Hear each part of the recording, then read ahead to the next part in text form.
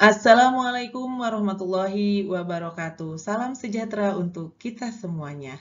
Selamat datang kembali di mata pelajaran Bahasa Indonesia. Saya Tarmi, selaku guru Bahasa Indonesia di SMK Negeri 3 Karawang. Dalam pertemuan kali ini kita akan membahas mengenai teks editorial.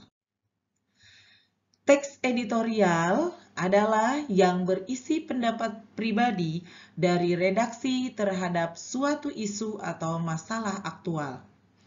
Isu bisa meliputi masalah politik, masalah sosial, juga masalah ekonomi. Perlu kamu ingat ya, bahwa teks editorial itu berbeda dengan opini karena di dalam teks editorial berisi pendapat pribadi redaksi, bukan pendapat si penulis teks tersebut. Fungsi teks editorial adalah untuk memengaruhi dan meyakinkan pembaca. Oleh karena itu, teks editorial bermanfaat untuk merangsang pikiran pembaca terkait suatu isu atau masalah yang terjadi di kehidupan. Bahkan, terkadang teks editorial mampu untuk menggerakkan pembaca untuk bertindak. Teks editorial tentunya memiliki ciri-ciri. Ciri yang pertama yaitu aktual dan faktual. Nah, teks harus mengangkat informasi yang tengah hangat diperbincangkan di masyarakat. Jangan lupa, informasinya tetap harus mengedepankan fakta-fakta yang terjadi di masyarakat tersebut. Yang kedua, sistematis dan logis. Penyusunan teks editorial harus tersistematis, yang berarti harus memenuhi struktur dan kaidah kebahasaannya, ya teman-teman. Nah, teks juga harus logis, artinya masuk akal dan tidak imajinatif. Yang ketiga, ciri teks editorial adalah argumentatif. Nah, teks ini berisi pendapat pribadi dari redaksi. Artinya, teks ini mengutarakan beberapa argumen yang berdasarkan sudut pandang dari redaksi tersebut. Nah, seperti yang tadi dijelaskan di dalam ciri-ciri bahwa teks editorial itu pasti mempunyai struktur. Nah, struktur teks editorial yaitu yang pertama adalah pernyataan pendapat atau tesis, yaitu berisi sudut pandang penulis terhadap permasalahan yang diangkat, berupa pernyataan atau teori yang akan diperkuat oleh argumen. Yang kedua, argumentasi, yaitu bentuk alasan atau bukti yang digunakan untuk memperkuat pernyataan tesis. Bisa berupa pernyataan umum, data hasil penelitian, pernyataan para ahli, atau fakta-fakta yang dapat dipercaya. Yang ketiga adalah penegasan ulang pendapat ya, atau reiteration.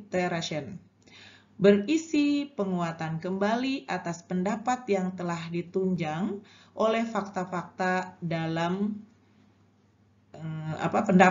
fakta-fakta dalam bagian argumentasi tersebut.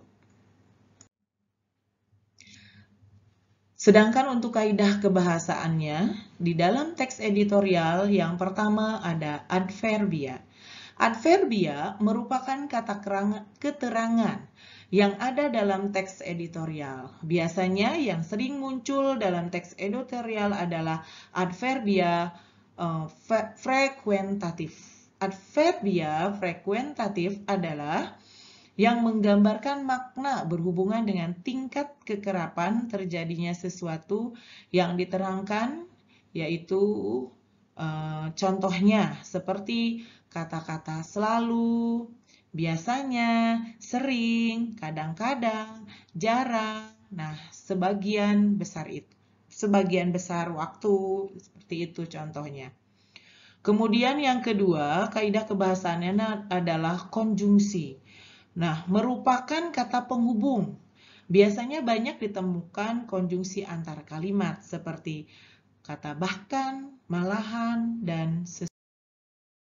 Yang ketiga adalah verba material. Nah, merupakan kata kerja yang menunjukkan perbuatan fisik atau peristiwa. Contohnya, membaca, menulis, dan memukul. Keempat, verba mental, merupakan kata kerja yang menerapkan persepsi. Contohnya, melihat, merasa. Yang afeksi, contohnya suka, khawatir, dan yang kognisi, contohnya berpikir dan mengerti. Yang kelima adalah verba rasional, merupakan kata kerja yang menunjukkan hubungan intensitas. Pengertian A adalah B, yang milik mengandung pengertian A mempunyai B. Di dalam teks editorial juga kita harus mempunyai rumusan masalah. Nah, contoh rumusan masalah di dalam teks editorial yang pertama, sebutkan permasalahan pertama yang menjadi sebab dari topik yang Anda bahas.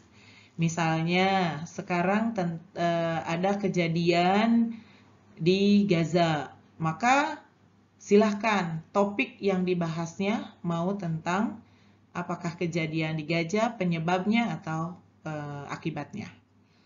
Yang kedua, contoh rumusan masalahnya adalah sebutkan permasalahan kedua yang menjadi sebab dari topik yang Anda bahas. Nanti dari topik tersebut, maka kita harus mencari penyebabnya masalah tersebut terjadi.